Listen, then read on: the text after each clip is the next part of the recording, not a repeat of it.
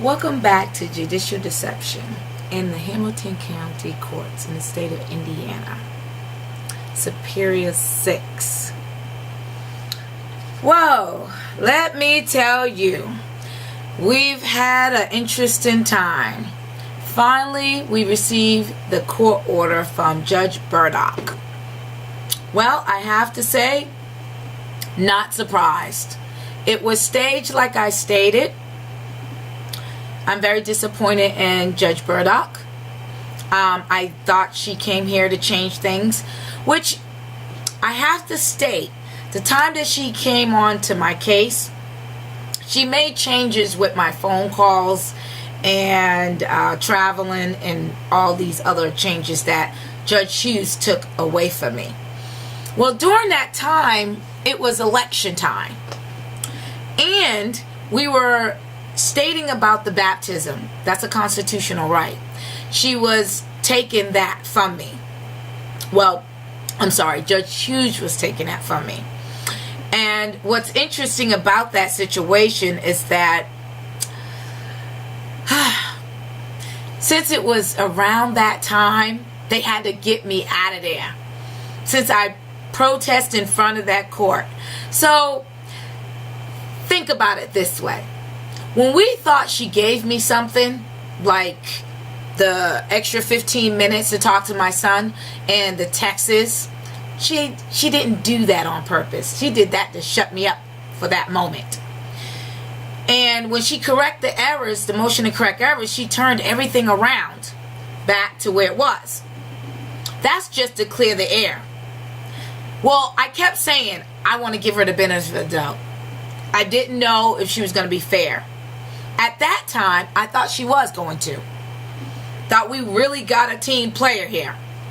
But then during when I realized that she was making all these continuance of my case, and even though I put a continuance twice and my ex-husband put one in, and the reason for that is because this judge would throw out some dates and just tell the lawyers to be there, which is kind of like a setup to say, hey, I'm just going to make it look like it's Miss Clary-Ghosh who's making or scheduling the continuance. That was a red flag. Besides the God enlightened, like I stated to you, is that she just said that everything should stay the same, which was really interesting because she didn't know a lot of the information that went on in the court. And for somebody who, evaluated the situation for 6 months, you would think they'd know a little bit more than what she's putting out. That kind of read, especially when they got the information, she's supposed to got the information from my son and things that my son said he would never say. Then when the guideline said something in court and said that, we should go back to what it was, no change, 5 minutes on the phone call, text between 12 to 7, or parents pick up on Wednesday, no extra additional parenting time. I thought to myself, here we go, they set me up, which I knew that anyway. This is what I mean by judicial deception. I protest in front of the Hamilton County Court, and I wanted a guiding item because my son needed counseling and there was some behavior issues. And I yelled that and said this mental abuse. My son was being isolated. I mean, he was being alienated. Sorry, tongue twister, not perfect. But he was being closed in. He needed to, be able to share information, talk to his mom, his siblings, and be able to do that. And his father was basically isolation. And that's the word I was looking for. And I didn't agree with that.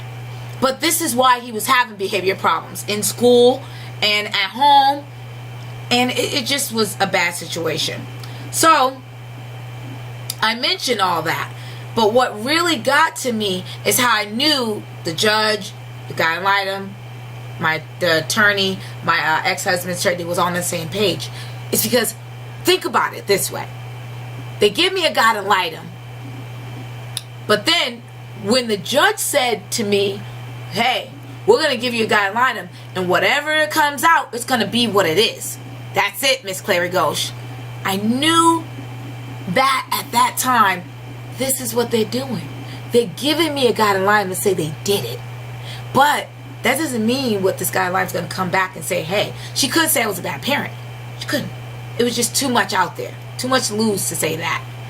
But she came out and said nothing should change. Well, what's so interesting, this judge got about 6 pages of stupidness. Because I have to say, she said no change, right? Well, here goes the first change. First change she wants to do is basically limit my phone call back to 5 minutes. No real reason for that. She gave me 15 minutes. Remember, the stakes was high back then. It was election time, and it was my constitutional rights being, violated. Had to do something then. So she took back that 15 minutes. I told you it was getting good. She took the 15 minutes back, went back to 5 minutes, like the God and item said. Which, sorry, that's what we was already doing. We already knew you was gonna go there. Mind you, this God and item is from Hamilton County. Just Judy Hester, Hamilton County. Think about it. All from the same county. Now, then, not just that, she goes ahead and says, we're going to give her counseling. Well, wait a minute. How are you going to give my son counseling when you said there's no change? Also, Miss Clary-Ghosh was correct, like the guy in line said, right? But guess what? There's no change, though. But they're giving him counseling. Wow, that's great. He needs it. But no change, though. Listen on. Here we go. No change there. So she gives him counseling. Both parents have to be responsible. She talked about the child support and says there's going to be no change in support. Why is that? She didn't mention what I'm making now. She didn't mention what job I'm working. She didn't mention what my ex-husband's making now. Not at all. We provided a statement, but she didn't say nothing about that in her findings. No. She talked about trips I'm taking that my fiance, that my kid's father pays. Because I don't have much money to do all that. They help me out. Great, love them both. But you know what? Guess what? She don't mention that at all. She mentioned all the trips I've taken. But Liz says she's got about, here we go, $7,000 arrear of child support. Here goes judicial deception like nobody's business. Well, here we go. When she mentioned that $7,000, she forgot to mention that how that got to $7,000 is because when we went into court about 2 years ago, that I never had child support. So it took us a year to get in. So once we got into court, Judge Hughes said, oh, well, we're going to retroactive back to when you file. So they put $4,000 on me. Then I went back to court. They put another $3,000 on me. Bam!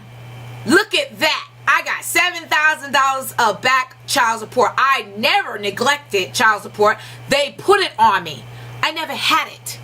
So when she writes up and says she got $7,000 in arrears, I think somebody needs to be very clear that this is not neglect by the respondent. This is something they retroactive. And this is something that got thrown on her. But hey, guess what? This is to justify her actions.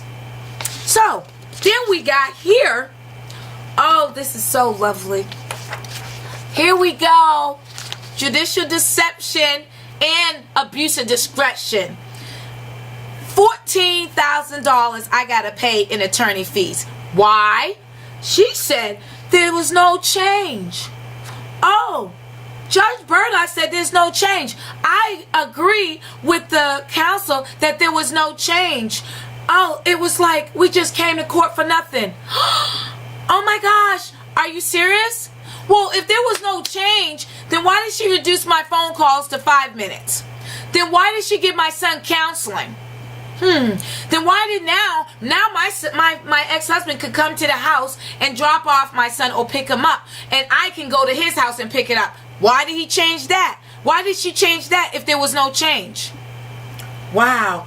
Oh my. Oh, no, here we go. They also, this is what they really wanted to do to me.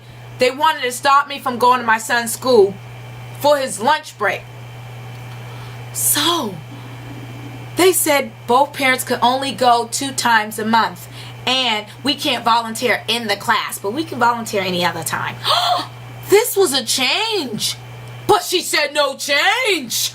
Oh my goodness. You gotta be kidding me. No change. You know what I'm gonna do with this? Well, first of all, I don't go silently, because I knew it was a setup. We already knew that.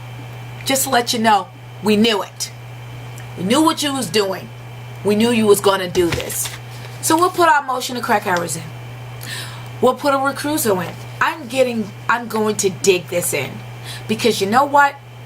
I finally wanted her to answer to me about this. Because this is wrong. I expected Judge Burdock to do something positive. Don't get me wrong, getting counseling for my son is a wonderful thing. But do not sit up there and insult me and say you didn't make a change. Do not insult me and say that we didn't go to court for something. Because we did. And that's what we did.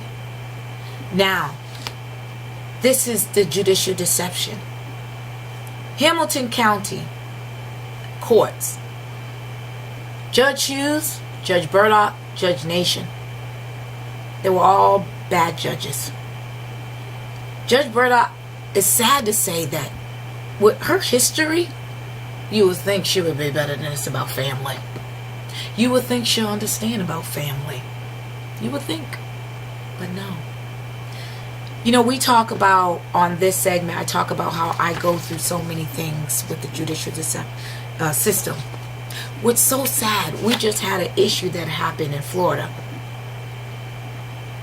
And I'm saying to you, and I'm thinking to myself, and I have to say this, if there's families that are arguing about getting counseling and spending time with their children when they see behavior problems, they see issues that occur, and then something like Florida happens when a child is still a child killing other children because they got mental issues. Well, part of the problem is some of these problems happen in the court system when you ask for help and they do nothing. Now granted, I'm gonna get counseling for my son, but you gotta understand something. The problem is still exists because their issue is against me, and only what they're doing is decreasing more time with my son, the communication with my son to his mother. You don't think that's damaging? Because it is. It's mentally damaging to a child. Not just that they're doing that, but they think they're getting to me. But what they're doing is hurting my son to get to me. And his father is allowing it, which is very sad that he's allowed it. It's very sad. One thing about all of these shootings that's happening in these schools, and I have to say this, they're all males that's doing all the killing, which is really bad. So I'm saying, well, whoa, what are we doing here? You don't see there's a cry for help somewhere? I don't know if any of these families even acknowledge their child had a behavior problem, but I do notice my child has a behavior problem in little different areas. The counseling is a great thing, but to sit up there and tell me there was no reason to come to court, if there was no reason, you wouldn't change anything. There's no reason to get additional parenting time. This child needs both parents in his life. But you're telling me we just went to court for nothing? What's really interesting, they pushed this out for a whole year to die it down. It's a political move. But I have some things in the making that will bring it right back. Because my thing is this. If I can't help my situation change, I'm definitely going to try to help somebody else and their family. So I tell Judge Burdock, Judge Hughes, Ryan Castman, Judge Nation, enjoy to do anything you want to me. Because I'm not going nowhere. Because I see what you're all about. Clary-Ghosh, I throw you in there too. Because you're just as bad. Unfortunately, he's allowing them to do this to his child. Now, their vendetta is against me. But what can I say about his own father? My son's father is doing him badly. And it's not good. Because no parent should mentally abuse a child. No parent should. And let me just give you one more thing. How did I know about this order? My ex-husband, Michael Ghosh, was so happy to let me know there was some paperwork available on a phone call when I called my son last night. And what he said, did I get my paperwork? Because I called at 7:30. Now I can't call until 7. Last call, 7. He sure let me know. Did you get your paperwork? My son was on the phone. You don't think that's mentally bothering to a child? He's on the phone saying, did I get the paperwork? And he knew what he knew. He knew. Me and his son was kind of baffled. We didn't know what he was talking about. I didn't know. And then I thought to myself, oh, here we go. He's glowing. He's just glowing. But that's not okay. That's who my son has custody of. Oh, sorry. They also changed that I can give my son medication over the counter in the school, too. No change, though. Remember, we went to court for nothing. No change. I got $14,000 to pay a judgment whenever. And state when either. But also, we went to court for nothing. But they made 6 or 7 changes in here. So, it's not over. I got more work to do, but I got something really good in the makings that probably will exploit them, and finally things will come out, period. Not just a protest and go, we're going to do that. But there's more to come. More to come. Because they just got me started. And on top of that, I know there's more to come, and things need to be done. Not just for me, for everyone that's going through it. Keep on sending those emails. I'm not going to read your emails this time, but next segment. And it will be next segment, probably another week or so. Because I'm going to play some tapes. Because I haven't been really doing that. Because this is what I told you guys. It was staged. See? They worked so hard to do these things to me. This time, I'm not that bad off. I feel for my son, and I'm going to do everything for this transition not to affect my son.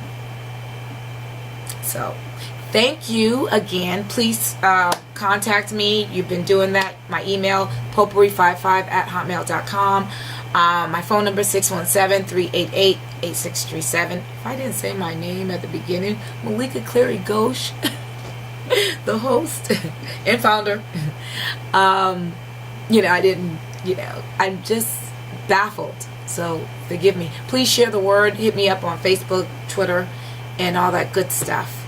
And God bless you guys. Thank you very much. And if you're religious, if you're not, just pray for me. Pray for my family, and I pray for you all, because this world is interesting, and there's so much bad things is happening, and it's sad that I have to talk about this. This is a time when we all should come together, but we're not doing that. We're breaking families apart, and we're doing tedious things like this. Now it's 5 minutes on the phone. Now it's 2 times after school. Now it's during lunch, or it's just people got less. Oh gosh, it's weird. You think they got more time to jack around with other things than jack around with me. I guess I must be a threat to them. Because to be honest with you, I think it's really redundant to use your degree this way, to abuse someone. And someone asked me, is it race involved? Well, I think it is a little bit of modern racism, unfortunately. I'm a black woman of color, and I'm going to fight this thing. And I think they're not used to that. And most of the time when I see that happening, when black women of color, they are fighting, people, they tend to treat them like, oh, angry black woman. No, honey. There's no angry black woman here. No. educated black woman, but not angry. Disappointed in the system because it's something I know of too, but not angry. So I'm going to continue and fight this, because it's my son I'm fighting for. His mind, his sanity. I don't really care about everybody else that's involved. I care about my son. And I'm going to make sure that he gets the best. And I'm going to be there, right there beside him, to make sure this does not go without a fight. And that fight is his sanity. And to let you know that I've done everything I can. And I haven't yet. It's just got started again. But that's okay. Because I knew this. It was staged. Just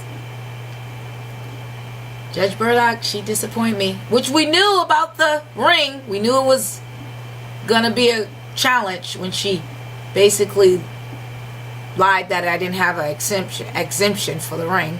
And I got CD for that. She protected the judge. It's good old boy network. We knew it. So, tune in until my next segment. Thank you for tuning in now. I appreciate you all. Please share. And I really thank you. All the support. But I'm keeping my spirits up still. Because you know what? Maybe they won't do this to anybody else. I'll take all the heat from everybody else. For everybody else. And maybe they won't do it to anybody else. My name is Malika Clary-Ghosh. And I thank you for tuning in. And you have a wonderful rest of the week to come.